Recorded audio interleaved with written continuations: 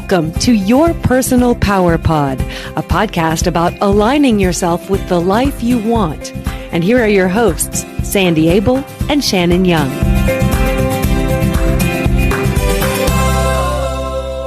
Shannon, another beautiful day. How are you today? I'm great, thanks. How are you, Sandy? Happy almost fall to you. Yes, we've had gorgeous weather the last few days. It's been in the low 80s and sunshine and white puffy clouds, and I just love it all. Oh, except for the freak thunderstorm on there was Saturday.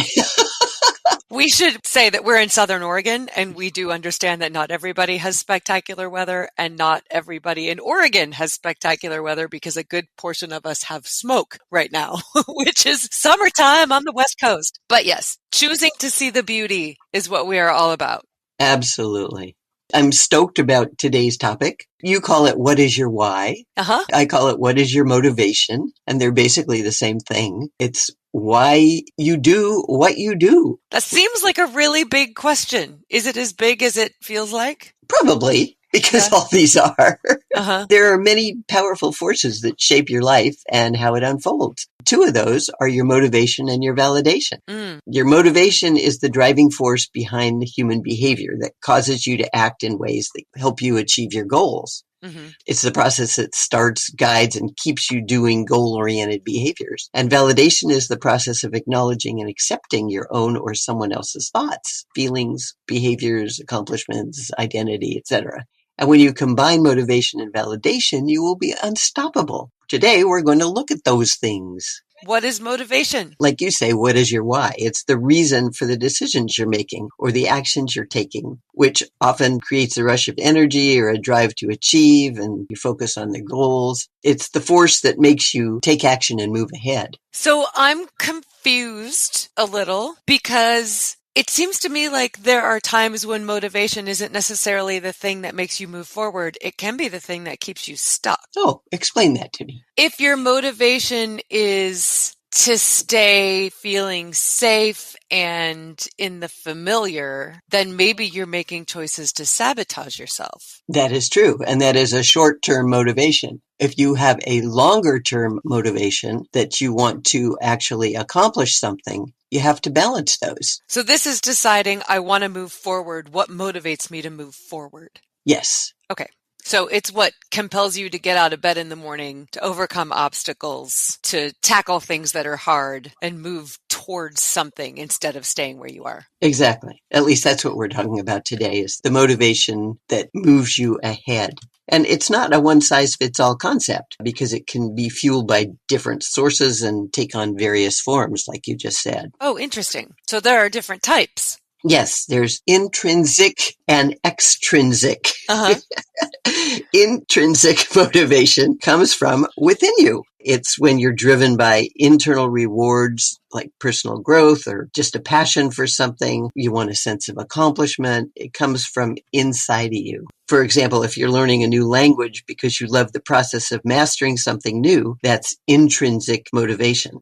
I think we probably all know somebody like this who just seems to know what they want and just quietly move towards it. Yes. They don't allow outside influences to sway them. Exactly. A lot of very successful people, especially inventors and that kind of thing, they just know where they're going. They know what they're doing. Their motivation is to move ahead and be successful in whatever it is they're doing. And if they don't have instant success, they're still motivated enough to keep going. And that comes from within. So then there must be one that comes from without. That's extrinsic motivation. Okay. Which is driven by external forces like rewards or recognition from others or lots of money or fame, that kind of thing. Examples of extrinsic motivation are getting a promotion at work or receiving praise for a job well done or having other people notice and appreciate you. So I would think it would be important to balance those two, because if you put all of your hopes and dreams and the way you feel ultimately in other people's hands, then it's it's out of your control. Exactly. So it's good to acknowledge your extrinsic motivation, but you also definitely have to have intrinsic. It has to come from inside of you to keep you moving. Often nowadays, well, and always, there are people who are going to be critical. There are people who are going to tell you that you're wasting your time or making a fool of yourself, or why are you bothering? Or even if you get this done, it won't be very valuable. And if you're looking for their motivation from outside to keep you going, you're not going to go. You're going to be stuck. Yeah, that's giving your power away. Yeah. What about you? What is your motivation? What keeps you going? What's your why? For me, I think it all comes back to my core values, one of which is fun. I want to have fun in my life. Yes. It has to be fun for me. And I don't necessarily mean like knee slapping, party kind of fun,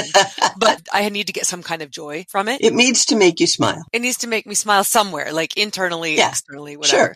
And then authenticity. It takes entirely too much energy to be somebody other than who I actually am. I make decisions based on where I feel most like me. Yes. How about you? Yes, absolutely. Those two things and all of my core values, honesty, loyalty, being responsible, reliable, all those things. Also, my driving force with things like doing the podcast and writing books and my coaching and all that, my motivation is to support and empower people.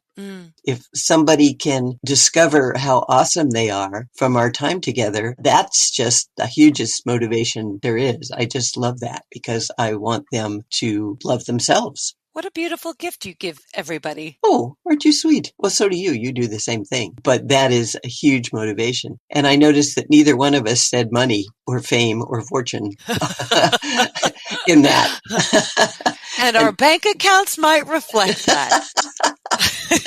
Although we're both doing fine. We have roofs over our heads. We have food. We're warm and safe. It would be fun to have a yacht, but I don't need one. I like what I'm doing, and that is the validation for what I'm doing. I would love to have a pool, and I know you sure. wanted a pool for a long time and would probably appreciate having one, and having a boat would be amazing. Yes. But when it gets right down to it for both of us, I think the reason we would want those things is because then we would fill them with the people that we love. And so really It wouldn't be about the boat or the pool. It would be about spending time with the people we love. Exactly. That's where the motivation comes from. Yes. And you can do that without having the boat or the pool. So it's a tool, but it's not imperative. Exactly. And a lot of people want fame because they're looking for validation and they're not getting it internally. We hear that word a lot. What is validation? It's the recognition and affirmation that your actions or feelings or identity are good and positive and that other people like and respect them. That what you think and feel are legitimate. Yeah. Well, and are appreciated and respected by other people or by yourself. Oh, that's a big one.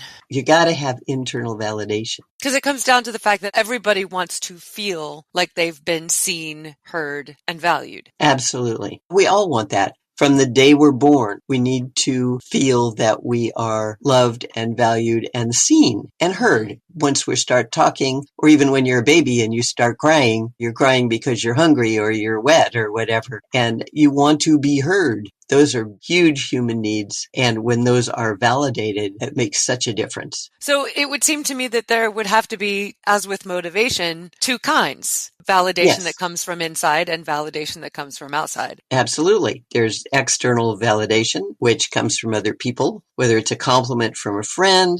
We love external validation on our podcast. We love it when our listeners send us an email or a text and say, hey, we love that episode and this is why, and it was so great. And that's really fun because that's what it's all about, is trying to support and empower people. And that validation that it's working is really strong and makes us smile. You might get a praise from your boss or a hug from your family member or something externally from somebody else that lets you know that what you're doing and who you are is appreciated and validated. This is why listening skills are so important, because you can't validate somebody else if you don't listen to them. Absolutely. That is so huge. Yes. If all you do is talk and you can't wait for your turn to jump in and say your piece, the people you're talking with or to or at are not feeling validated at all because you're not seeing and hearing them. You're just taking over. External validation can be really nice. It can boost your confidence, make you feel appreciated. But if you rely too heavily on it, you can become dependent on it. And that can cause problems if you're not getting enough. Yeah, you have to be able to validate yourself. I've known people who live for external validation. They are always performing or always doing something that they think will get the attention, the positive attention of other people. So they can feel that they are seen and heard because they're not doing it internally. And that's crazy making. Because you can't be you 100% of the time. You can't be incredibly awesome running around looking for people to say, oh, wow, you're cool all the time. Mm-hmm. And I think a lot of people who are famous need that. And it's really sad that if they don't get the external validation that they're looking for, they feel empty. That's such a dangerous place to be because I had a minuscule amount of fame when I was working in broadcast news. Yes. And people could be wonderful and it would feel really good when they would say, you are so good at what you do and we watch you every night and that kind of thing. Yes. But the amount of awful mail I got was equal, if not more so, just because people are unhappy and they take it out on other people. And so reading emails about how somebody didn't like the shape of my face or my clothes or my delivery,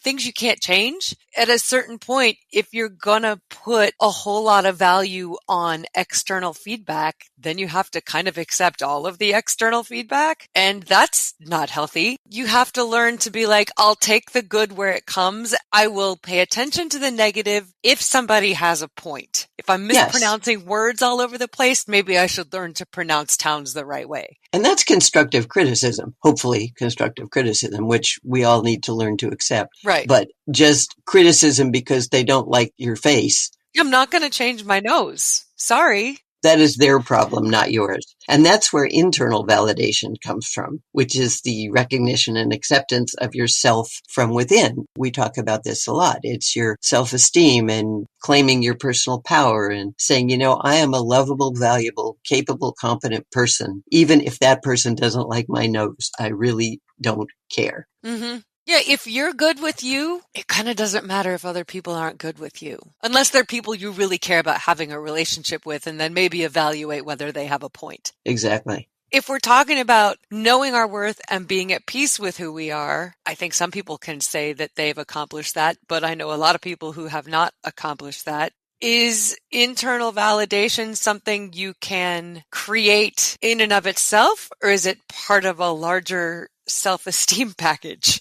Well, I think it all goes together. If you have positive self-esteem, you will validate yourself. You will know that you're a valuable human being just as you are, even though you're not perfect and maybe you need to learn to pronounce words differently or something. You're still a lovable, valuable human being. And that is internal validation. When you cultivate internal validation, you become less reliant on others for your sense of self-worth. Mm-hmm. And that can be incredibly empowering. And it starts with self-awareness. Take the time to honestly reflect on your actions and achievements and who you are as a person. Practice self-compassion. Give yourself the credit you deserve.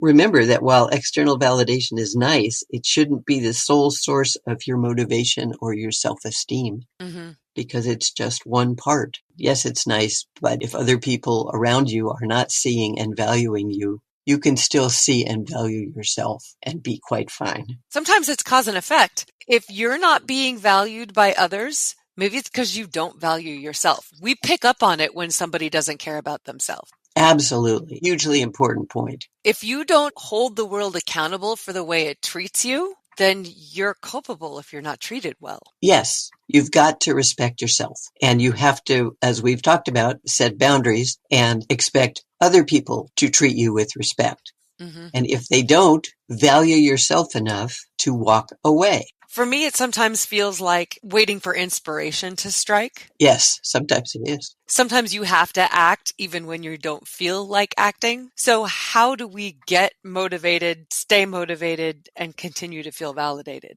First of all, you got to set clear goals. What do you want to happen?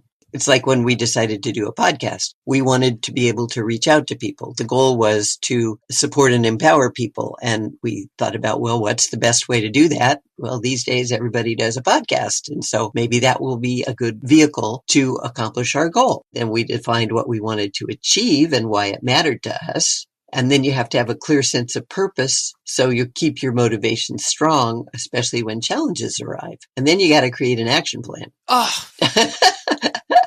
Which is you just list each small step in the order you need to take them and keep it manageable as you move ahead. And that's what we did with the podcast. It's like, okay, we want to do this thing. How do we do it? And we did some research and we found a platform to record on and we figured out what kind of equipment we needed and we went and bought that. We broke it down. Big goals can be really overwhelming. There are steps to get there. You can't just have instantly a podcast. So you break them into smaller, manageable tasks. And then each small step is a win. Appreciate yourself for that. It's like, oh, yay, we found Zencastr. They will host our podcast. That's cool. We found Kelly, our editor. Oh my gosh. And she's awesome. Kelly, we love you. She makes us sound like we know what we're doing. So each step gets you to where you're going, and you have to have the motivation to move ahead. And I think here between steps 2 and 3, the create a plan and break it down, a sub point would be if you don't know, find help. It's not expected that you know how to do everything, but somebody out there knows how to do it. And Right. So whether that's finding a coach who can help you put together that plan or finding people to help you do the things you don't know how to do or want to do, like editing audio, it's okay Yes. to go find people who can help you. Absolutely. It usually takes a team. Mm-hmm. There are things that you can do by yourself. It's often more powerful and more effective if you find like-minded people with the skills that you don't have. Mm-hmm. And you're willing to acknowledge that you don't have those skills and somebody else is really good at that. You bring them onto your team. And then you got to celebrate your wins. When we found Kelly, it was like, yay, oh my goodness, she is awesome. Now we can do this thing. And you don't have to wait for others to acknowledge your achievements. You celebrate them yourself. And express appreciation for the people who are helping you. Oh, always. Appreciation is huge. Which is part of positivity. Focus on the good. Things are going to go wrong. It's part of the process. Focusing on what's going right and the people who are giving you energy and support will help propel you. Yes. And be proud of yourself. Yeah. Remember that your inner child is taking this journey with you, and he or she needs appreciation and support just like you do. When you accomplish things, when you do set a goal and take the step and make it happen, celebrate yourself. Recognize and reward your efforts.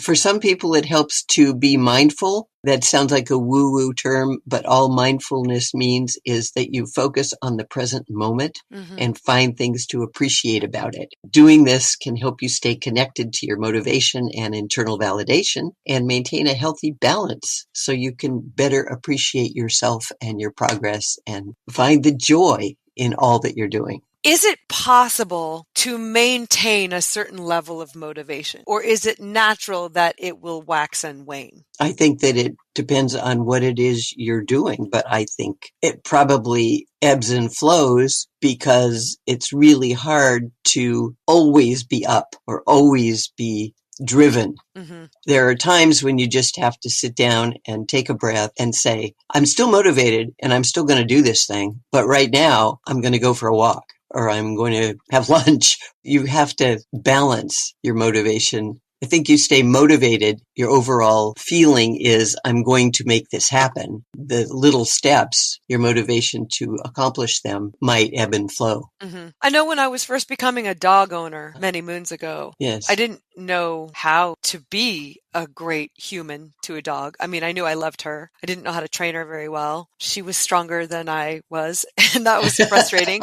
And I found myself frustrated a lot. One day it hit me, this dog is not going to be around for your entire life. You'll have her if you're lucky for a decade and a half. Do you want her to have lived a full life dealing with your frustration? And the answer was no. So anytime I would get really frustrated, I would remember she's only here for a short time. Right. And do you want her to have a life of love or a yes. life of frustration? It took a while for me to figure out how to be the human for her that I wanted to be. But once I got it, I got it. That's beautiful. And your motivation was to give her a beautiful life. Yes. And that didn't ebb and flow. Right. Even if you got frustrated with her occasionally, the motivation was the same. Yes. The bottom line is motivation and validation are personal journeys. There's no right or wrong way to experience them, but finding a balance that works for you is key to living a fulfilling life. Remember that your worth isn't defined by external recognition. It's defined by the value you place on yourself and the goals you set. Keep setting and achieving your goals, keep growing, and most importantly, keep believing in yourself and your capabilities. Thanks, Mama. And thank you, Shannon. And thank you so much to our listeners. We love taking this personal Power Pod journey with you. It's very fun to hear from you, and you are our motivation.